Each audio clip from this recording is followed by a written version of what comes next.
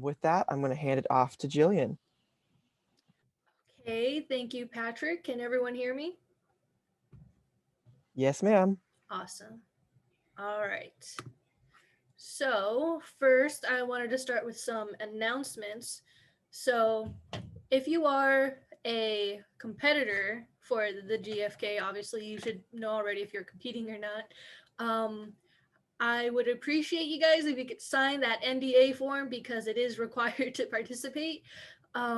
So as soon as you sign that, I believe someone just put the link in the chat.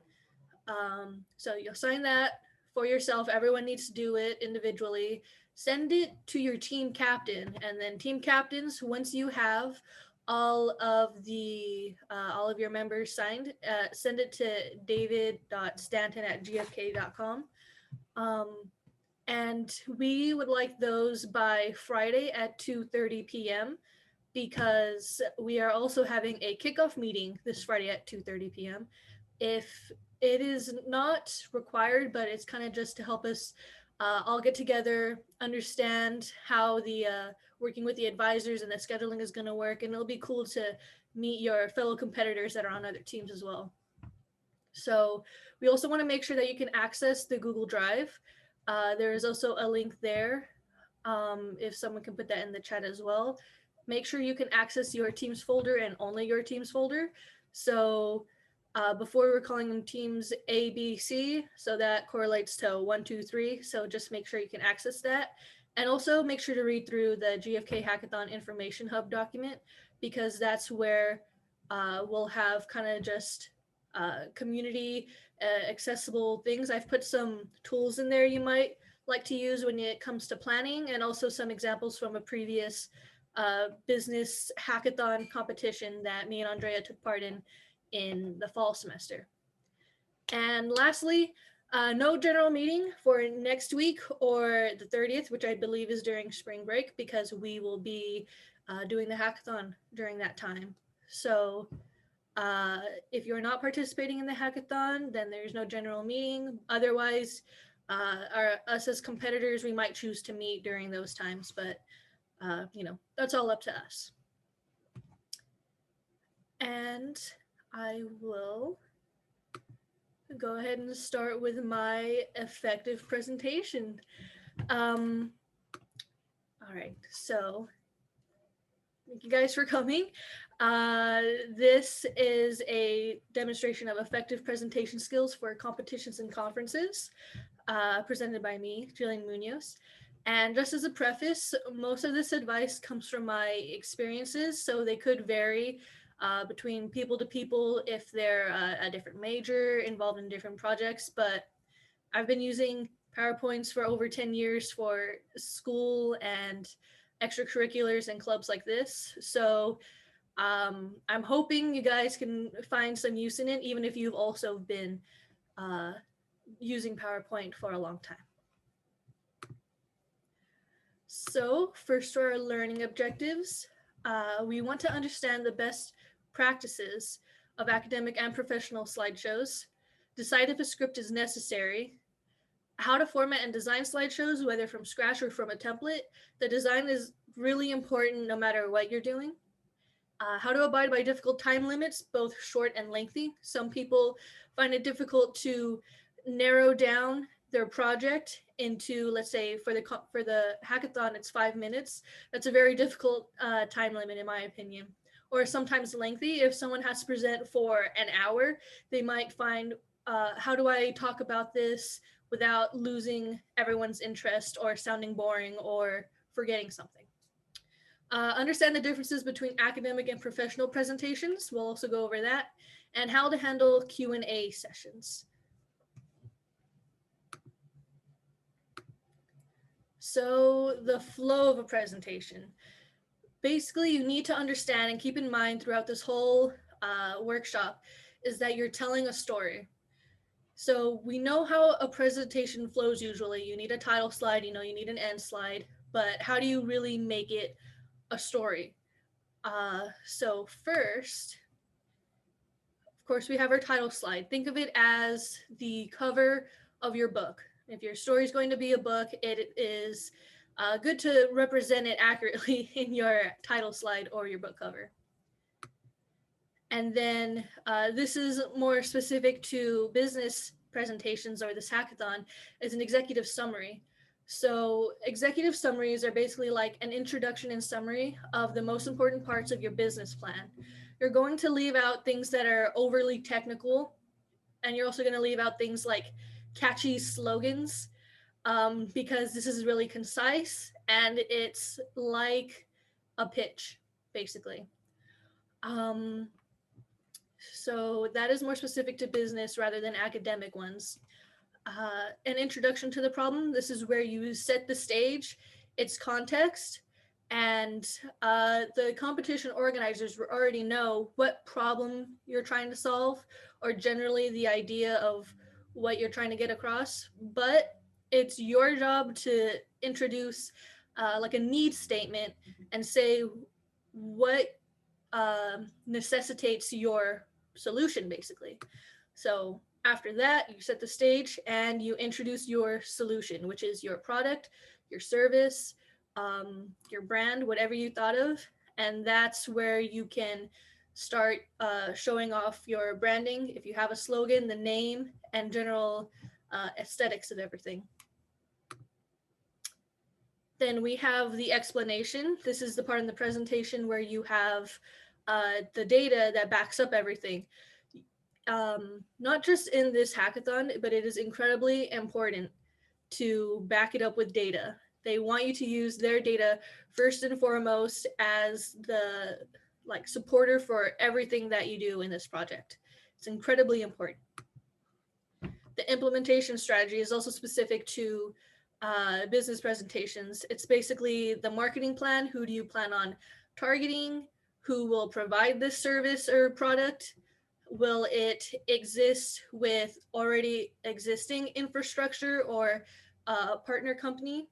So those are important things to keep in mind too, because while you think you might have an outstanding idea and it's supported by data and people need it, you also want to show that it's realistic and something that can be brought to fruition. And then we also have references. You don't want to plagiarize. You don't want to steal even a stock image. If it's credited to someone and you need to credit someone, you really should do that. So make sure to do that as well.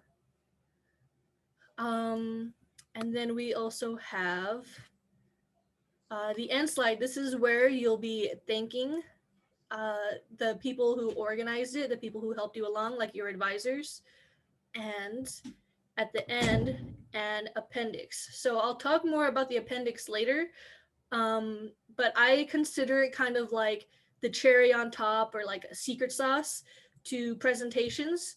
But the kind of catch with it is that it's very possible you'll never even mention it. So you might wonder, why am I doing work if it's not going to be shown or even mentioned? But it could really pay off if the right situation comes up. So let's move on to the basic text and wording. So back to the book analogy. We know that books and stories are targeted to a certain audience, whether it literally makes up the genre. It could be young adults. So the text and wording is very important in your story as well. Besides just making a product that has a target market, you also have this slideshow presentation, which is being presented to your target audience, whoever you want to impress, or whoever is judging your presentation. Don't read off the slide, because ideally you shouldn't have that much text on your slide. Citations add authority, but shouldn't take up too much space. So the two ways to do this is to have footnotes, where if I wanted to cite the second bullet point, I would put a little 1 as a super text where it's tiny and up in the corner, and then have 1 and then the full citation down at the bottom of the slide. I personally don't suggest using these unless you have a lot of space on your slides, which you might during an academic conference, but not during a business competition. Otherwise, just keep them all at the end, like the citations part of a paper. And know your audience. is arguably one of the most important things. So one example of an audience you might have is the Office of Undergraduate Research if you're presenting at conferences on campus. So who's going to be in the audience? Highly educated faculty and staff. A lot of them have doctorates. They're very experienced in their field. If they're tenured, they know what they're doing as instructors as well. They work in academics, so they're very familiar with the processes and experience with students. So they know that students are learning, they're young, they're basically learning some of the basics in a variety of fields. So I noticed when I presented at the RCA conference, there was a alumni from, I think, like a finance department or accounting, and I don't know anything about that, but I was in the business track, so I knew that there might not be a lot in my presentation that he would be interested in, but he understands business, so he might be more interested in the implementation part. So when you're talking to people like this in the Office of Undergraduate Research, you might know, you can use words like hypothesis, theory, and like a scientific law, and they know the differences. They should know the differences between them. You can expect that. But even then, you don't want to use too many technical or insider terms because, in general, you're talking to a mix of fields. So someone might not understand all the academic lingo that is discipline specific. And then if you're presenting at a hackathon like to GFK and their corporate partners, they're specialized. They're experienced professionals who may or may not have a lot of education, but they probably have a lot of experience, especially first-hand experience in their industry. It's like the most important thing. But they're also there because they're part of outreach. So they do want to hear your ideas. It's not like they don't know how to talk to young people or to people trying to make a business pitch in within a week. So it's not that they're any more, don't be afraid of them. They're not any more intimidating than I would say the director of the OUR. But you do have to keep in mind that they are very specialized, so it'll be kind of hard to fib your way through questions, or if you have, a gap in your logic, especially in the implementation part or who your target market is, they will definitely point it out. So here I have GFK, the organizers. They're a market research firm. Team One, which is like a digital marketing, more trendy, who also help companies. And then Kia, since this is about cars and electric vehicles, GFK worked with Kia and I think Hyundai or Nissan last year. So we'll probably see representatives from car manufacturers again this year. But if in doubt, an 8th grade level should be about where your language is, just so then everyone understands, even if you have a mixed audience.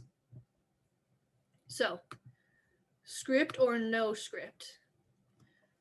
So honestly, it depends on what kind of speaker the speaker is. If you speak fast and ramble on and on and on, then obviously you'll have trouble with shorter time limits. But if you're someone who is likely to forget a very important part, then maybe a script really will be necessary for you. So the person who is presenting should be in charge of writing the script. It's really important to sound natural, because if someone hears you hesitate on a word just because it doesn't come naturally from you, maybe it's hard to pronounce for you, or it's just a word you get mixed up, they could take it as this person is unsure of themselves or the solution they're trying to pitch to us. This person is hasn't practiced, or it's just something worse than just being nervous or unsure. So just preventing that ahead of time is the best. Even if you have to replace it with a simpler word with the same meaning, I highly suggest you do that. A script also helps keep things concise, so in case you do ramble on, But the risk of it is that you could sound kind of monotone, which leads to people losing interest, which is very likely to happen during a longer presentation. And below I have an example of the script I used for my most recent academic conference. And I wanted to make changing slides as easy as possible. So I put slide in parentheses in bright red to give myself a visual cue. I don't think I read the word slide anytime, but just seeing that visual cue of the red reminded me to click the button to go on. And also, you want to put it word for word. If you have an acronym that you're going to say word for word, make sure you do that. You want to spend as little brain power on, because you're writing a script, so you don't have to memorize word for word. So you want to use as little brain power in that and just have your well thought out script ready to go, word for word, what you're going to say. I find that to be the easiest. But there are a lot of situations where memorization is basically required. So you want to ask yourself, what does this situation call for? If you're like President Coley there and you are giving a speech in front of the student body, you don't want to sound insincere or overly formal in that, oh, I'm here because I have to do that. You don't want to sound that way. You don't want to appear that way. So having the least barriers between you and your audience is super important in speeches like that, which explains why she doesn't always have note cards in front of her. It also appears more professional and personable, which will be really hard to get across online, but it's probably more important in person. Of course, practice is more important because you'll be trying to memorize everything. You should go over it again and again and again. Interjections like maybe not like, they are going to happen if you don't have a script, but they are not the end of the world. So you want to practice, but you might never get rid of all your interjections, but it's not the end of the world. So just relax. And the risk with memorization though is that sometimes it might ramble on or forget to mention a key point, which can be dangerous in itself. So it really depends on what situation you're in and what kind of speaker you are. And you'll see here we also have a group of students presenting directly in front of, in the exact same room as their clients. In that case, you won't want to have a whole printer-sized piece of paper ready to go in between you and them. It kind of makes it sound like you are not so personally invested in it if you're reading right off a script right in front of them like that. So part of it also kind of seems like a people skills kind of thing. So the context is important for that. So next, some general tips, sensitive topics and trigger warnings. So this is very rarely going to happen. By sensitive topics and trigger warnings, I do mean things like abuse or graphic descriptions of something kind of violent, or most recently I've had to use it because not only was I talking about the COVID-19 pandemic, but I was talking about people's anxiety about death. So that, just talking about that and my research and the theories behind that, I needed to leave like a sensitive topic warning at the beginning on the title slide of my presentation. But that is very rare. Avoid dead air. So it's kind of different. If you're a teacher and you ask a question to a class, there's a reason for that. But if you're giving a presentation that is timed, you really don't want to leave that because people might not be expecting it. And everyone, if you have remote learning classes on Zoom, you know that it's really hard to get someone to pipe up and say an answer or continue on the conversation. So try to avoid dead air, replace those actual questions with rhetorical questions, and know how to move on your own. Don't depend on someone else to help you move your discussion along. Body language, it is still important because we have cameras. Right here, if I had, let's see, it really depends on what your setup is. Not everyone is privileged to have a webcam in the most, appropriate, most flattering place, but you want to do whatever is in your control to still express body language, because we're all still people, even though we're looking at each other through screens. Uh, Expressing body language is still important, maybe even more important now that we're all kind of craving this social connection. And if you don't know where to start when you're making your presentation, personally, I start with a design because I really enjoy it. It's a lot of fun for me. Whether you start with a template or from scratch, I think that starting with a design will help you get into that mental space of where you need to be while making this presentation, which hopefully you can then recreate when you actually give the presentation. So moving on to design, we're still thinking of this as the cover of your book, the cover of your story that is going to represent your project, your product, your service. So here I have examples of academic slides. You'll see the one in the upper left has a Cal Poly Pomona branding because we were not presenting at Cal Poly Pomona. We're presenting at SCUR 2019 was in San Marcos. So since we're representing our college, that's why we decided to use that. You might recognize the intro to data visualization on the upper right. That one was, I made that from scratch along with Patrick using the colors from the Tableau logo.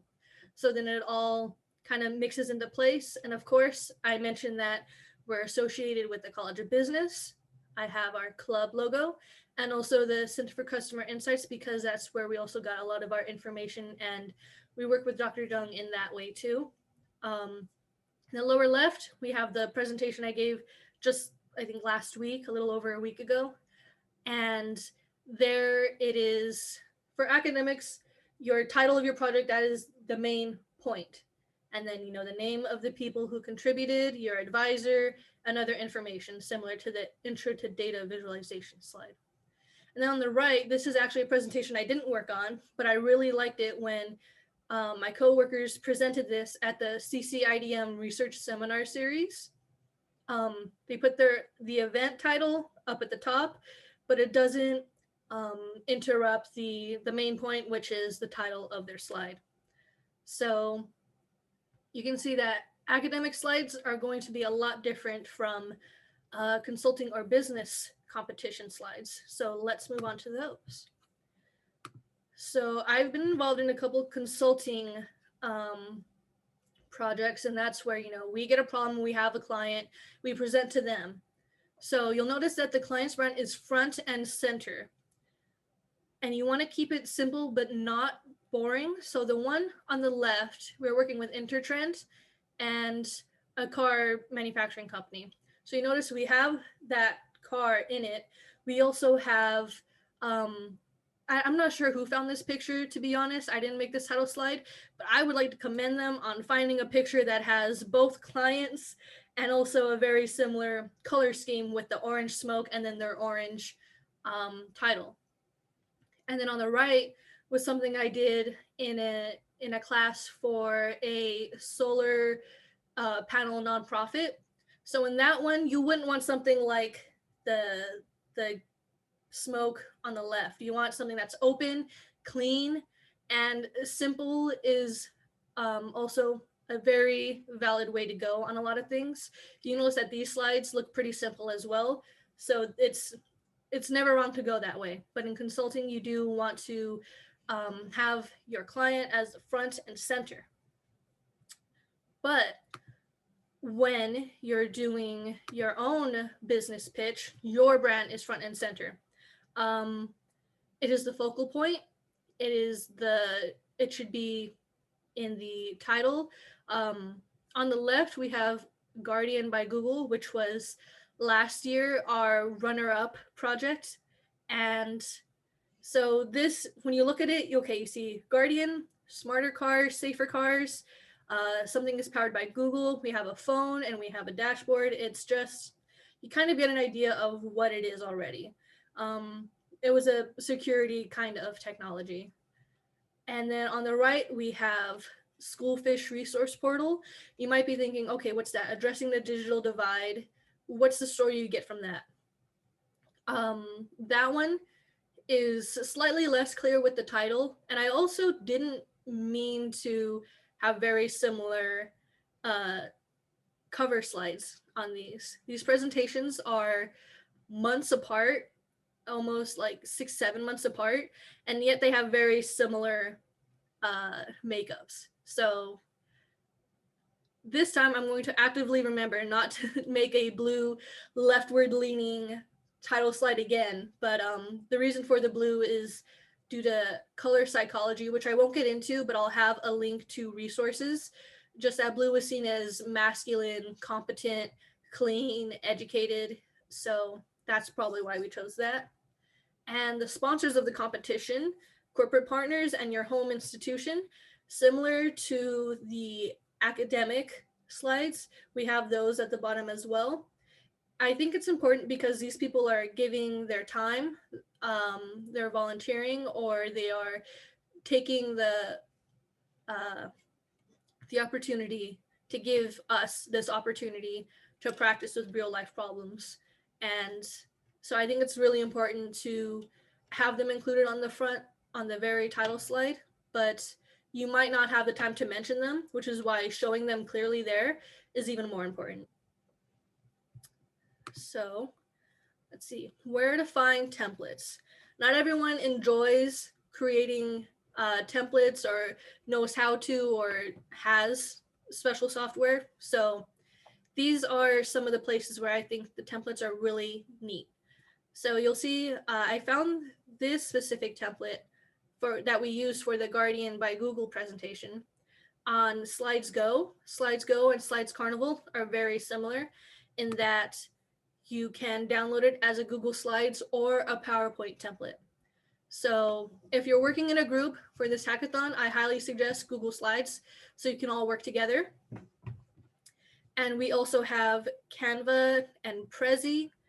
Canva is really useful and the club has been using it more and more. So if you have that, that is also a very good way to go. They have a lot of options though. You might get kind of stuck just looking through all the options you have. It's a little heavy on the design aspect, not so much on making a simple, clean, and refined presentation.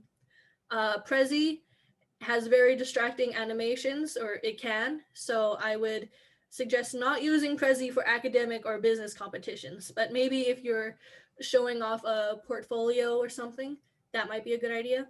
Adobe Spark and InDesign are both Adobe products. Spark is online, InDesign is also used for editorials and newsletter type things, but if you export it as a PDF, InDesign can be really useful for slideshows as well. Then there's also Google Slides, PowerPoint, and Keynote. They all have their own standard templates, which you can see here. I took a screenshot from PowerPoint and Google Slides. Keynote is like the Mac version of that. I've never used it before, but it's still a totally legitimate alternative. And one important thing is that do not use the default colors on those templates. I maybe it's a pet peeve of mine, but I've also heard that you shouldn't do that for resumes. So if you decide to make a resume using a Google template, I highly suggest you change it up.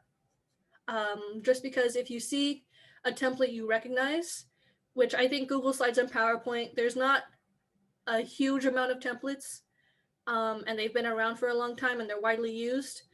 Those are the templates that are going to get recognized. So if you don't change them, it could be seen as kind of lazy or that you didn't put the time into the design aspect of it.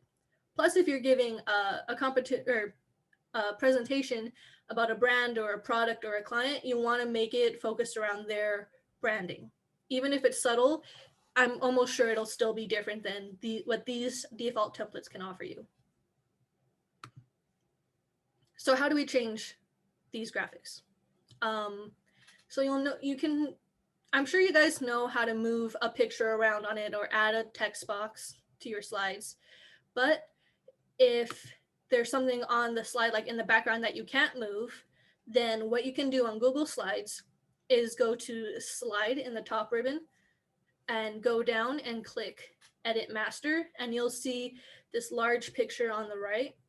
You'll see something like that, and that's where all those layouts come from. When you want to add a new slide and it says, do you want to add just a title slide or a section header, or one that just has a big number on it, or one that only has a title but no text box, it all comes from the master slides.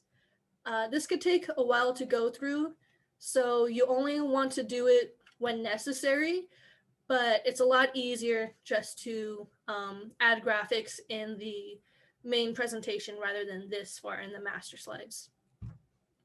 But it could be very useful if you're making your own theme and template that you want to reuse, then you'll probably have to edit the master slides. Let's see, in PowerPoint, you go to the top, you'll go to View, you go to Slide Master. So anything that says Master is where you can edit these gray and orange boxes that you see, just like Google Slides. Since I haven't used other softwares, I can't really offer advice on how to do those, but for Google Slides and PowerPoint, that's how you would find those options. And editing the text or color of graphics is the same as in the not master slide view. So some general tips. You don't want to mix up images and icons, especially on the same slide. It might be a different story. From a title slide, you might have a incredibly high definition picture, and then you just use icons in your presentation. That's fine.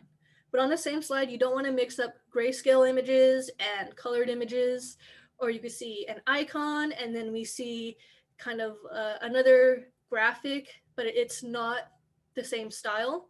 It could just get distracting. When you want them to focus on your words or your diagram, it could be pretty distracting. Again, avoid default templates. And if you have a graph or a diagram on your slide, you need to explain it.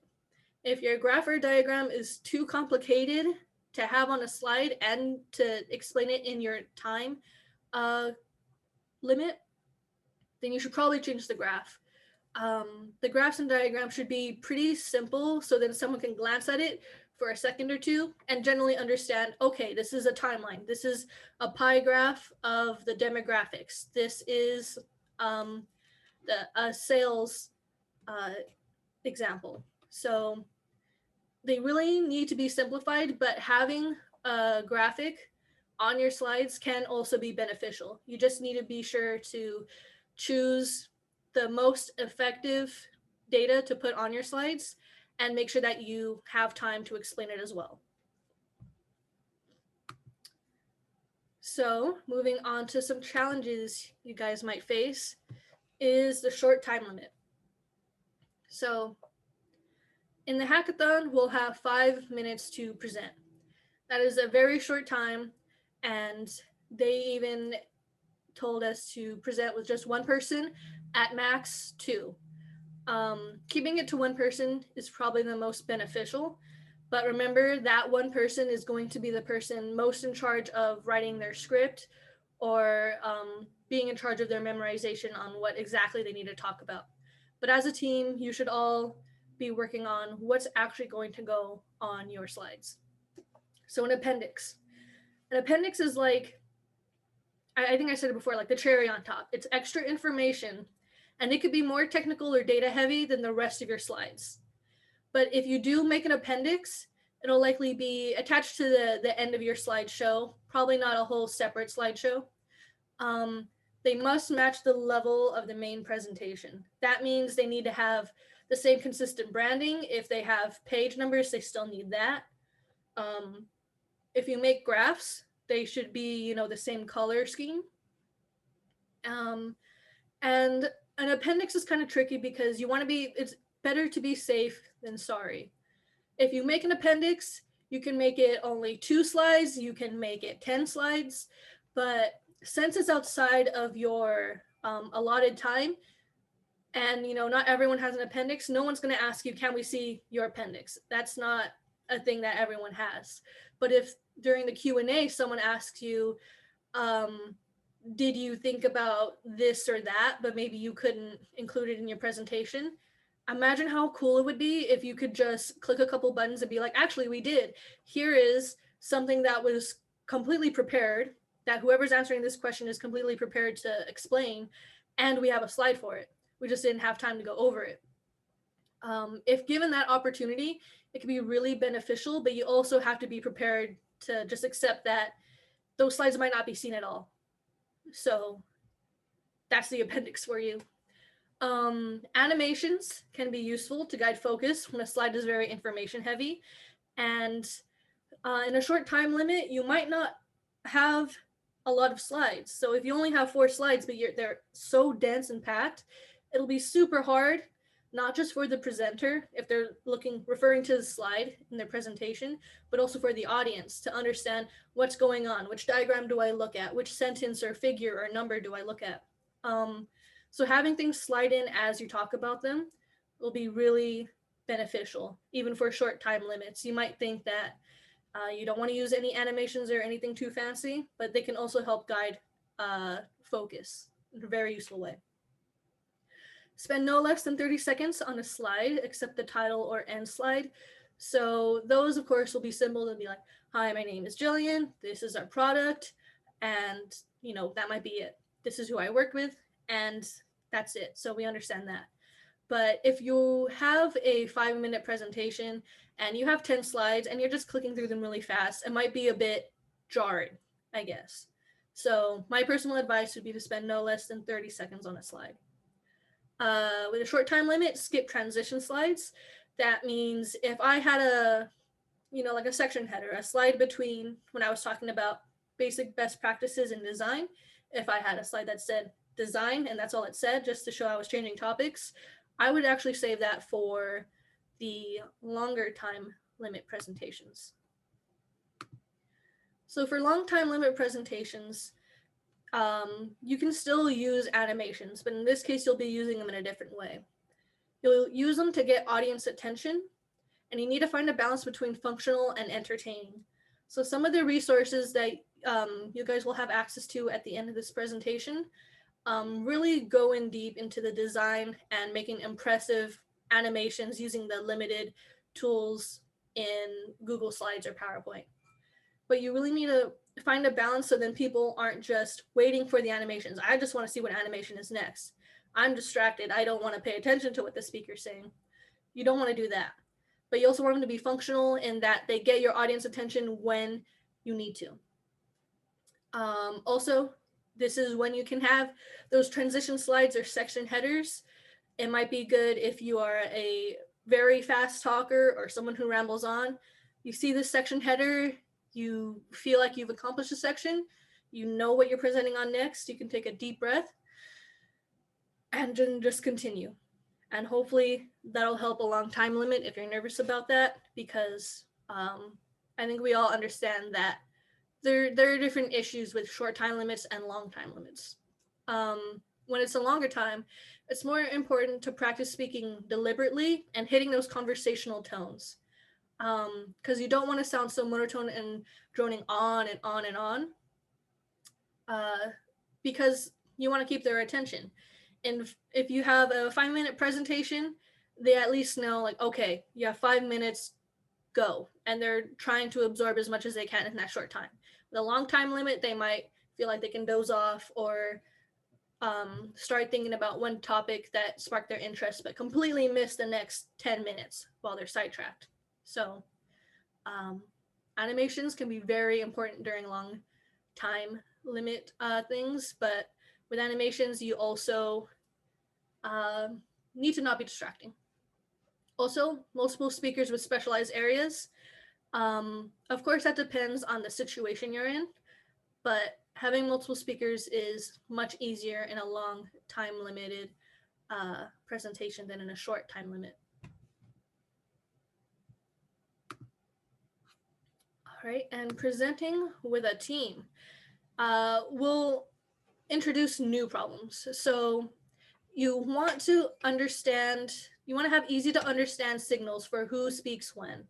Even if you've practiced a lot, even if you all have the same script, having the color coordination is also, I feel like, very important. If someone is only nervous when they present, it will be harder for them to remember the things you practice. So if you have an easy color coordination system, like here you'll see in the corners of each of these slides, you have a green, a blue, or a yellow. And these are all in branding with the Cal Poly Pomona brand, which is the theme of this slideshow. So we had 3 different speakers, and having that was actually really useful, and no one even knew that we had that. So it's kind of a clever trick to not take away from the aesthetics of your presentation, but to also help you guys keep track of it, of yourselves. Know who speaks before you. So you know, like, okay, John over here is speaking before me. I know when he's talking, it's time for me to get out of my own nervous thoughts and get ready for my part. Know everyone's assigned parts, just so no one gets lost. That doesn't mean you literally have to know what they are going to say, but just know, okay, this is their topic. They're around slide 14 to 16, and I'm after them, or they're after the person, or they're after me. It'll be very helpful, because maybe you can go, hey John, it's your turn, and then if he was distracted because he's so nervous or something, then he is on it because you were on it. Also, when dividing the work, consider what is on the slides. So see, you'll see the on the key term slide in the very front has a lot less information than the problem slide right behind it. So when you're dividing up time, if everyone has one slide, you might not want to give everyone 1 minute for each slide, because it depends on what's on there. If you have a graph or a diagram, it'll be even more important to give that person more time. So moving on to the last part is Q&As. So Q&As, you will not have a script. No matter what, do not have a script for your Q&As. If someone asks you a question you were expecting and you give them a scripted answer, sure, you'll sound prepared and maybe even knowledgeable, but it'll sound kind of rude because you're not having a conversation with this person. They ask you a question directly, you should be addressing them directly, like, thank you for your question, that was a really good point, blah, blah, blah. Again, this is where your appendix can be super useful. And if people are asking questions about something you did cover, but maybe you did cover, but they're asking you to go over it again, it might have been that you didn't explain it enough or were too technical the first time. So if this is a competition where you present once and then present again if you move on to the next stage, and it's really important to know, okay, who asked this question? Okay, the car manufacturer representative asked a question about this. Maybe I made it too technical about something they're not familiar in. And the judges the next time will probably be very similar. So it's important to know the background of the person who asked that question, just kind of like, who are they, what's their specialty or job title, and then just keep track of the questions for when you revise your presentation. If you don't have the answer, do not make it up. I saw that one time, and the presenter said something about statistics, said, this is significant because this score is this. And one of the judges, since it's academic, he was obviously a professor, asked, so you're saying this is this? Are you sure about that? And without a doubt, he said, yes, this is how it works. And the judge just kind of kept quiet, didn't want to embarrass him in front of the whole panel. But it was quite obvious that, okay, this guy is a judge, he's a professor, he probably knows what he's talking about. And even though he didn't outright say, no, that's wrong, everyone in the room kind of understood it, even if you don't know stats. So that's really not a good idea. And also have a PDF version ready to distribute. So as soon as you have your final version of your slides, turn it into a PDF rather than a PowerPoint or something like that, because a PDF will keep your formatting. You won't have your animations, and any slides you put to skip or features like that, they'll be ignored. But having a PDF version is a very easy way to send people who have questions your presentation. And let's see. some common questions. So in the academic or business competitions, you'll have similar questions. In the academic one, you'll have questions like, why do you decide this topic? Even if it's because my teacher told me to, you don't want to say because my teacher told me to. You got to make up something that sounds like you took initiative. This is your project. These are your ideas with guidance from your teacher. So it's important to be honest, but also not dismissive. In both academic and business competitions, you'll be asked what makes your project or your solution different from what's already out there. Where can we find more information on this topic? And also, what are your suggestions for future researchers? That's more research specific. Someone who is interested in that topic will ask that, but maybe not the general judge or panel. In business competitions, they'll definitely ask, why did you choose that name and logo? If you have this Guardian by Google thing, smarter cars, safer cars, and it has a lock on its symbol, you kind of understand why they chose that for a security product. But if you have this school fish resource portal, you're going to ask, okay, why fish? Why school fish? Why this logo?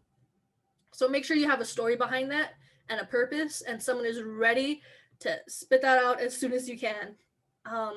That's basically like you're confident in your branding, so you want to express that too. And also, since we're working with corporate partners and people who are representing companies that are already well established, and we want to introduce something new to them, mentioning how do these existing companies fit in the puzzle, or is there technology or infrastructure that already exists that you plan on using? You should definitely mention it. It'll also kind of be like a shout out to them. And if you properly recognize, okay, I know that GFK has this service they offer to people, it'll also show that you cared enough to investigate them, the judges. So doing background research on the judges, if you know who they are, is important because it's just like knowing your audience. And that could influence how you answer questions like this. And here are some resources I have for you guys. They're all just links to different things that can help you. Some of the hackathon ideas are for traditional hackathons where you need an actual software demo. But generally, they have really good advice. Oh my gosh, I actually clicked it. Let's see. And it skipped over the reference slide, but we'll be okay because it's all in the LinkedIn Learning collection that's on the resources slide. But otherwise, thank you for coming to this presentation, and connect with me on LinkedIn at Jillian Munoz, and also connect with AMI on social media and the Center for Customer Insights and Digital Marketing. And thank you.